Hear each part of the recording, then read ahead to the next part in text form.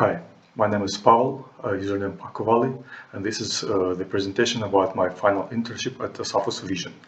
This is a young company located in Berlin, which has around 50 people. The main product of our company is a computer vision library for automotive. So it's basically used in the cars.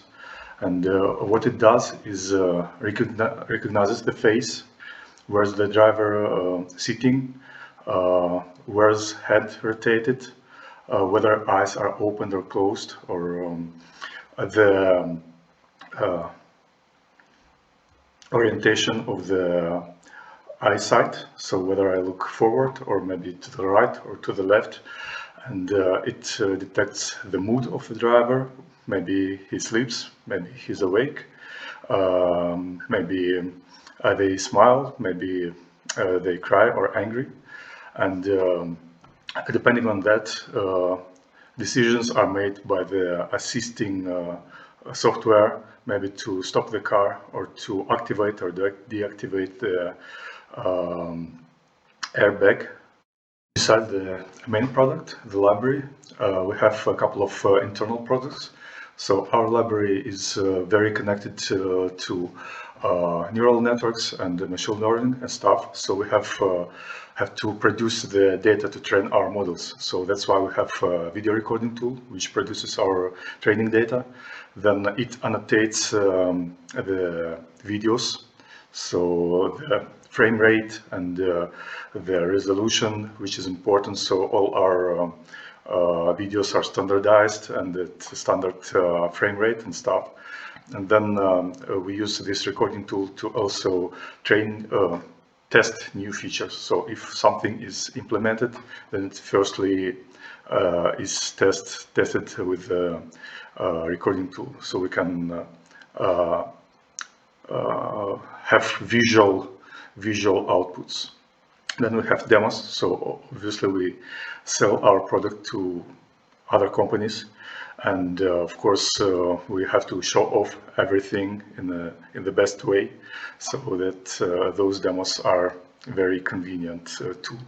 And then we have a labeling tool. So if you are somewhat familiar with the neural networks, all the data has to be labeled to train the models. Of course, we have different hardware, mostly RGB IR sensor, which means they work in the dark as well. They're built in the rear mirrors and connected to the engine control units. And here you can see one of the example frames.